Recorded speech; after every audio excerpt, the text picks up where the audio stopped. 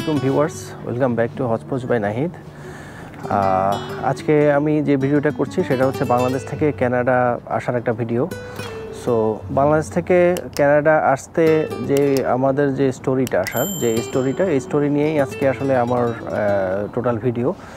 So Bangladesh থেকে Canada আসতে আমার যে সময়টা লেগেছে এই সময়টা প্রায় আমাদের অলমোস্ট 30 আওয়ার্স লেগে গিয়েছে। তা আমরা বেসিক্যালি বাংলাদেশ থেকে যখন কানাডায় আসি 26 তারিখে আমাদের ফ্লাইট ছিল, 26 তারিখে রাতের 10টায়।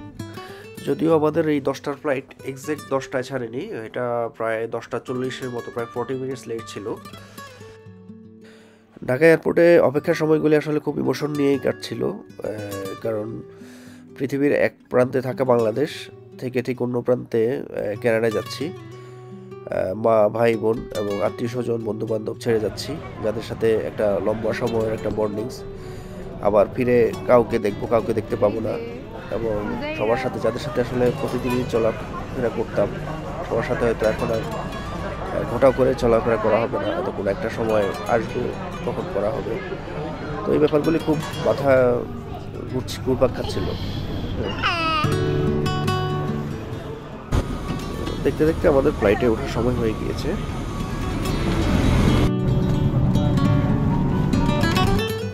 সো 26 তারিখে রাতের 10টার ফ্লাইটে আমরা আমাদের মাঝখানে বেইজিংয়ে 10 ঘন্টার একটা ট্রানজিট ছিল।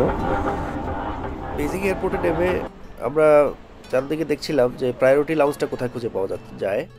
তো সামহাও আমরা অনেক কষ্টই হয়েছে প্রায়োরিটি লাউঞ্জ খুঁজে পেতে, কারণ এখানে চাইনিজরা যারা আছে এরা কেউই ইংলিশ বোঝে না। এদেরকে ট্রান্সলেটর ইউজ করে তারপরে ওদেরকে বোঝাতে হয়েছে, এবং ওরাও সেমভাবেই করেছে। লাউঞ্জে আমাদেরকে আসলে এখানে কেন জানি ওদের এখানে নিয়ম 3 ঘন্টার বেশি আমাদেরকে অ্যালাউ করেনি। তো 3 ঘন্টায় আমরা আসলে লাউঞ্জে এখানকার সকালবেলা কিছু ব্রেকফাস্ট আর কিছুক্ষণ রেস্ট নিয়ে একটু ফ্রেশ হয়ে তারপর বের হয়ে গেলাম। বেরোতেই আমরা বাচ্চাদের একটা প্লেগ্রাউন্ড পেয়ে গেলাম একটু সামনেই। তো প্লেগ্রাউন্ডে আমরা ওখানে বেশ কিছুক্ষণই সময় কাটিয়েছি, কারণ আমার দুটো বাচ্চা, ওরা ওখানে অন্যান্য বাচ্চাদের সাথে কিছুক্ষণ এনজয় করেছে, ওখানে খেলেছে। সো এটা ভালো। আর বেইজিং এয়ারপোর্টটা আসলে অনেক বড়, আপনাদেরকে যদি ঘুরে দেখানো যেত তাহলে হয়তো বুঝতে পারতেন, অনেক বড় এবং অনেক সুন্দর। আবার বেইজিং থেকে আমরা পরদিন প্রায় আরও একটা লম্বা জার্নি করে ভ্যানকুভার এসে নামি। আর আমাদের ডেস্টিনেশন ছিল হচ্ছে ক্যামলুপস। সো ভ্যানকুভার থেকে আবার একটা পাবলিক বাসে আমরা প্রায় 6 ঘন্টা জার্নি করে ক্যামলুপসে এসে নামি। ভ্যানকুভার থেকে আমরা রাইডার নামের একটি বাসে করে ওই ক্যামলুপসের উদ্দেশ্যে রওনা দিই।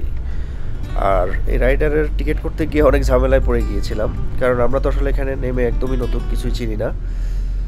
তো পরে আমরা বাংলাদেশ থেকে যাদের সাথে আসলে সবচেয়ে ক্লোজলি কমিউনিকেট করে এসেছিলাম এখানে, তারা হচ্ছে বেসিক্যালি আমার খুব ক্লোজ ফ্রেন্ডের ছোটো বোন এবং তার হাজব্যান্ড, খুবই হেল্প করেছে। রিবন ভাই আসলে উনি খুব কর্ডিয়াল মানুষ ছিলেন, উনি খুব সুন্দরভাবেই বাসের টিকিটগুলি করে দিয়েছেন আমাদেরকে, এবং আমরা খুব সুন্দরভাবেই ক্যামলুপসে পৌঁছাতে পেরেছি। আর যাত্রাপথে নতুন প্রথম এবং সব কিছু দেখেই মনে হচ্ছে একদম ছবির মতো। আর আমাদের বলেছিলাম যে প্রায় 6 ঘন্টা সময় লেগে গিয়েছে এই ক্যামলুপস পৌঁছাতে। তো এটার মূল কারণ হচ্ছে রাস্তায় প্রচুর স্নোই হচ্ছিল, আর যেহেতু রাত হয়ে গিয়েছে বাসও খুব একটা স্পিড দিয়ে চলছিল না। তো এই কারণে আসলে আমাদের জন্য একটু সময় লেগে গিয়েছে।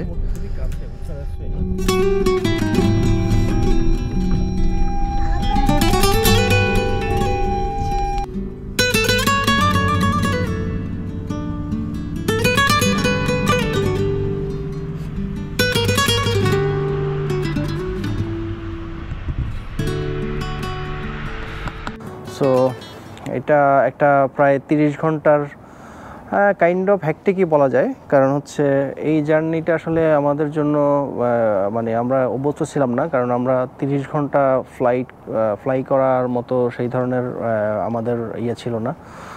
সো এটা কাইন্ড অফ যদি আপনি বলেন ফ্লাইটে খাওয়ারের ব্যাপারগুলি বা বাচ্চা কাচ্চা নিয়ে আসা, ফ্যামিলি নিয়ে একটা আমি মনে করি যে একটা হ্যাকটিক লাইফ আমাদের কেটেছে এখানে। সো বাই দ্য ওয়ে আমরা 27 তারিখে এসে এখানে ভ্যানকুভারে ল্যান্ড করি। 27 তারিখে ভ্যানকুভারে ল্যান্ড করার পরে আমরা ওইখান থেকে 6 ঘন্টার একটা বাস ট্রাভেল করে আপনার ক্যামলুপসে এসে নামি। সো ক্যামলুপসটা হচ্ছে বেসিক্যালি কানাডার ব্রিটিশ কলম্বিয়ার একটা ছোট শহর, যেটা একদম সাইডে, এবং এটা বেসিক্যালি একটা পাহাড়ি এলাকা। সো আমার এসে এখানে নেমে যে একটা সুন্দর বিউটিফুল প্লেস, আমি আসলে এটা কানাডাতে কখনো আসিনি। So this is first time, এবং এই ক্যামলুপসটা আসলে অনেক বিউটিফুল সিটি। এখানে একটা হিলি এরিয়া, টোটাল পাহাড়ের উপরে নিচে শহরটা। আমরা এখানে একটা মোটেলে উঠেছি, মোটেলটার নাম হচ্ছে গ্র্যান্ড ভিউ মোটেল, এবং এই গ্র্যান্ড ভিউ মোটেলটা হচ্ছে ক্যামলুপসের সিটির একদম কেন্দ্রে। এই মোটেল থেকে প্রত্যেকটা এরিয়ায় খুব কাছাকাছি আর কি। তো চলেন আমরা আশেপাশে এরিয়াও আপনাদেরকে দেখাবো, এবং পাশাপাশি হচ্ছে মোটেলটার সৌন্দর্য আপনাদেরকে দেখানোর চেষ্টা করি আর কি। এখন আপনাদেরকে এই মোটেলটা ঘুরিয়ে দেখাবো। এখানে ক্যামলুপস শহরের পাশেই এই মোটেলটার নাম হচ্ছে গ্র্যান্ড ভিউ মোটেল।